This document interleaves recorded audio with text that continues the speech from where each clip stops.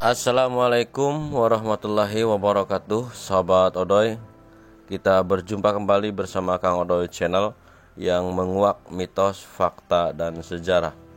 Ya, dalam perjumpaan saat ini kita akan menguak mengenai sejarah tentang nyai-nyai yang menjadi gundik para menir Belanda pada zaman dulu. Bagaimana kisahnya, sahabat?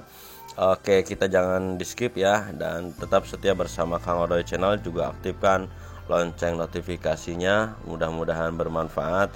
Dan juga bisa menyimak kembali video terbaru dari Kang Odoy. Tentunya Kang Odoy Channel menguak mitos, fakta, dan sejarah.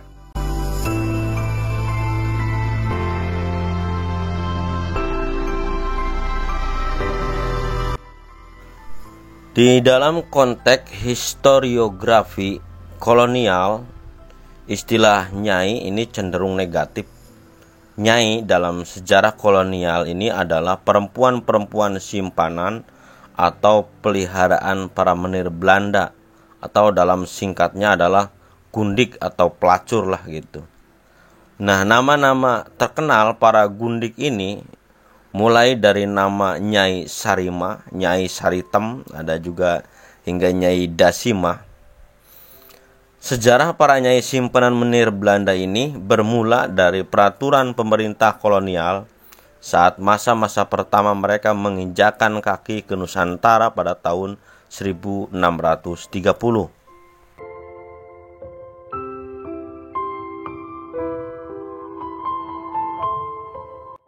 Dahulu, pemerintah kolonial Belanda melarang perempuan-perempuan Belanda untuk datang ke Nusantara.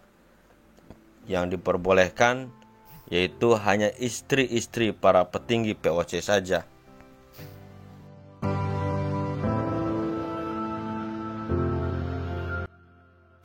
Pada waktu itu, akibatnya Batavia yang saat itu penuh sesak dengan pria-pria Belanda dan Eropa kesepian. Tentu saja tiba-tiba banyak rumah-rumah bordil bermunculan di Batavia sejak abad ke-17.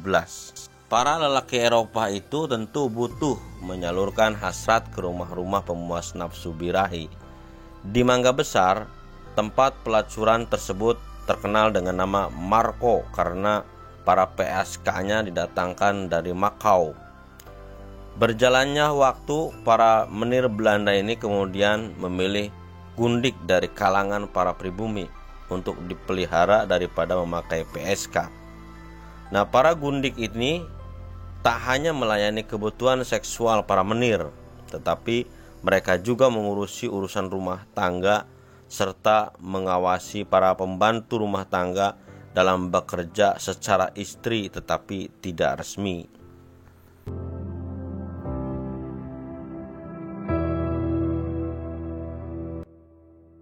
Mereka memang dijadikan simpanan untuk menemani kesepian para pria-pria Belanda.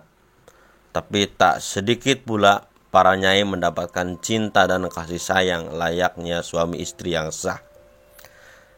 Cerita pertama datang dari Nyai Sarima yang saat itu hidup sekitar tahun 1920-an, seorang buruh pemetik teh yang miskin di Garut. Dia hanya bisa pasrah saat tuan administrator menginginkannya. Meski saat itu Sarima sendiri sudah memiliki suami, bahkan dalam beberapa kasus seorang nyai juga bisa dialihkan kepada lelaki Eropa lain oleh majikannya, seperti yang dialami oleh Nyai Mari dari Purworejo dan Nyai Enci dari Cimahi.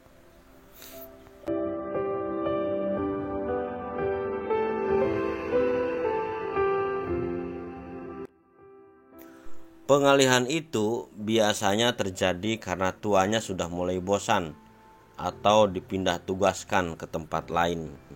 Akan tetapi ada juga yang bernasib baik. Mereka dicintai sepenuh hati oleh pasangannya dan dinikahi secara sah.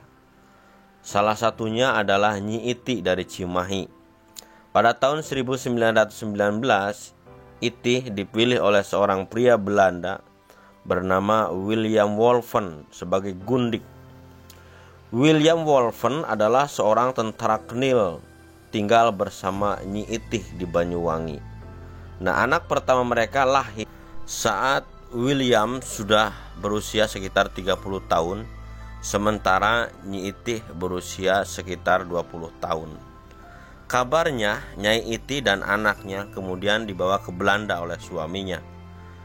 Ada satu kisah lagi, kisah urban legend, cerita dari mulut ke mulut yang belum diketahui pasti fakta, yaitu kisah Nyai Saritem.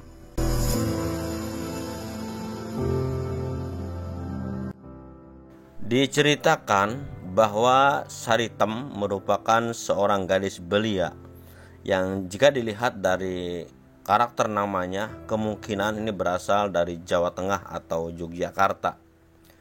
Saritem disebut sebagai perempuan yang memiliki paras sangat cantik dan mempesona. Sosok Saritem inilah yang kemudian memikat hati tentara Belanda hingga Saritem kemudian dijadikan gundik. Pada saat itu Saritem kemudian diminta oleh tentara Belanda lainnya untuk mencari perempuan lain. Tidak hanya dari Bandung, perempuan yang menjadi gundik militer Belanda juga berasal dari daerah lain seperti Sumedang dan Indramayu. Lambat laun, perempuan yang dikumpulkan Saritem bertambah banyak hingga fenomena gundik itu pun bergeser ke arah lokalisasi.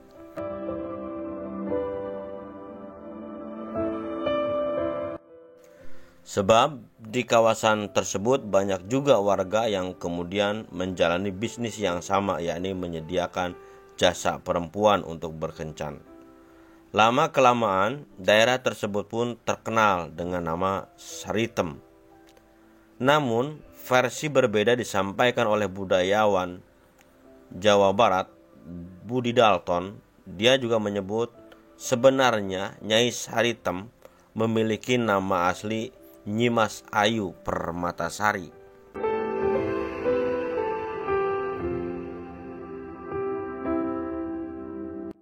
Saritem justru berjuang menyelamatkan para wanita tunasusila dari cengkraman mucikari. Ia menyebut Nyimas Ayu Permatasari merupakan istri dari seorang Belanda dan tinggal di daerah Kebon Tangkil di Bandung.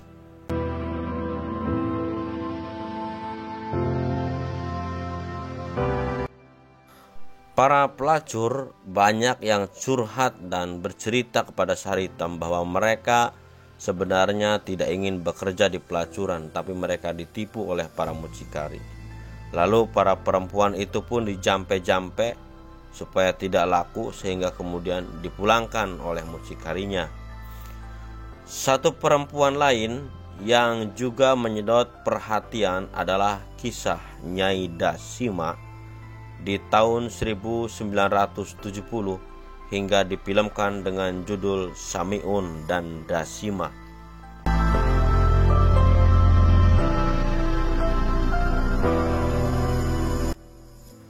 Nyai Dasima adalah tokoh yang hidup di antara fakta dan fiksi. Sebagian orang menganggapnya benar-benar nyata dan sebagian yang lain meragukannya. Menurut kisah yang beredar, Nyai Dasima bekerja pada seorang pria Inggris kaya raya bernama Edward William. Lelaki ini adalah orang kepercayaan Gubernur Jenderal Thomas Stamford Raffles pada masa itu. Pesona kecantikan Nyai Dasima membuat Edward jatuh cinta, pun kemudian dijadikan gundik.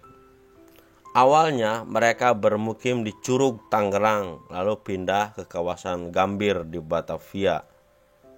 Suatu kali Nyai Dasima sedang berjalan-jalan di sekitaran Senen. Seorang kusil derman bernama Samiun terpesona akan kecantikannya. Samiun pun digambarkan sudah beristri, langsung terpana, kemudian bersiasat licik untuk merebut Nyai Dasima dari Tuan Edward.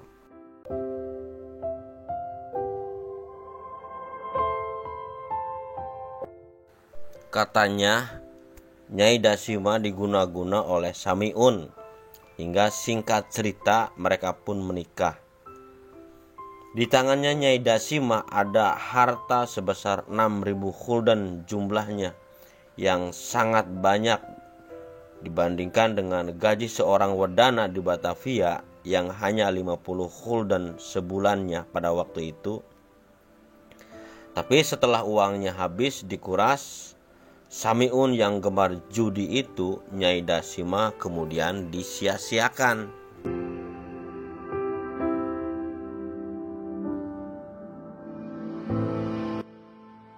Dan akhir dari kisah Nyai Dasima, kemudian Nyai Dasima dibunuh oleh orang suruhan Hayati, istri pertamanya Samiun. Ya, itulah sahabat, kisah tragis tentang para nyai yang menjadi gundik para menir Belanda pada waktu itu.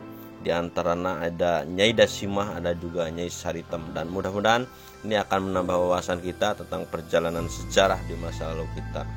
Terima kasih sahabat buat yang masih setia bersama Kang Odoy Channel. Jangan lupa like, komen, dan subscribe-nya. Aktifkan juga lonceng notifikasinya agar bisa menyimak video terbaru dari Kang Odoy. Oh ya sahabat, nantikan kembali untuk selanjutnya.